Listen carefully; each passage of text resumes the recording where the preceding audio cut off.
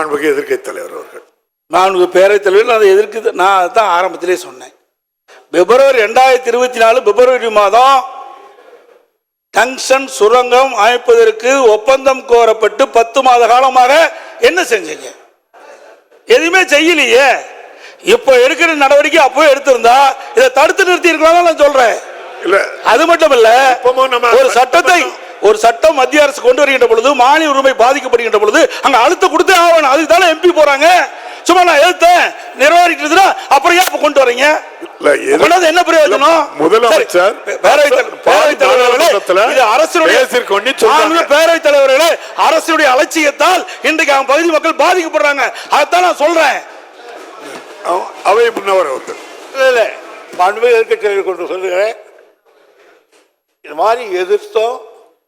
நான் என் கடிதம் எழுதினேன், அவர் எழுதினார், சுற்றுச்சூழல் எழுதினார்.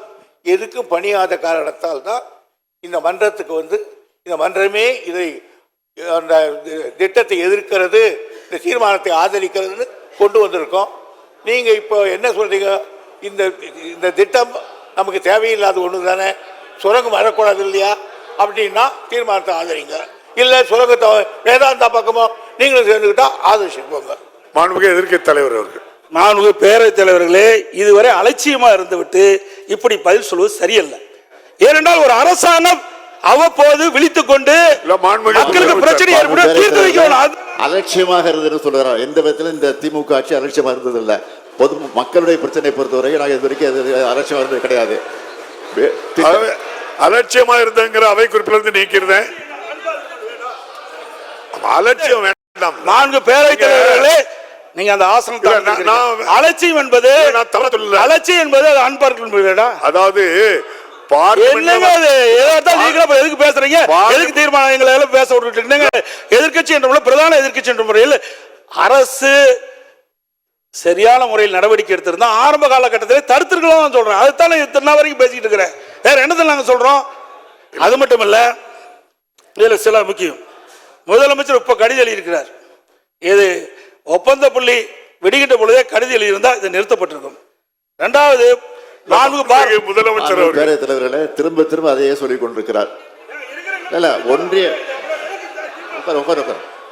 ஒன்றிய அரசு இது விஷயத்துல ஏலம் விட்டு விட்டுவதாக சொல்லிக் கொண்டிருக்கிறார். இந்த அரசை பொறுத்தவரையில் நிச்சயமாக சொல்கிறேன், ஏலம் விட்டாலும் சரி நிச்சயமாக உறுதியாக இந்த அரசு அதற்குரிய அனுமதியை தருவதற்கான வாய்ப்பே கிடையாது. அதில் திட்டவட்டமாக இருக்கிறோம். இதுதான் முடிவு. மாண்புமிகு எதிர்க்கட்சி தலைவர் அவர்கள். நான் என்னங்க அடுத்து பேசக்கூடாதா? பேசுங்க. நீங்க மக்களுடைய பிரச்சனைங்க சட்டமன்றத்தில் பேசி தயவுசெய்து அமைதியா இருங்க, உட்கார்ந்துட்டு பேசணும். நீங்க மாண்புமிகு பேரவைத் தலைவர்களே, நான் அவையுடைய கவனத்திற்கு கொண்டு வருவது, இதையெல்லாம் முன்கூட்டியே நடவடிக்கை மேற்கொண்டிருந்தால் இவ்வளவு பிரச்சனை வந்திருக்காது. மக்கள் போராடி இருக்க மாட்டாங்க. அதைத்தான் அரசுடைய கவனத்துக்கு கொண்டு வர்றாங்க. அது மட்டும் இல்ல, மாண்புமிகு அவை முன்னவர் மாண்புமிகு எதிர்க்கட்சி தலைவருக்கு உறக்கமா பேசுறாரு. நானும் பேசிடுவேன்.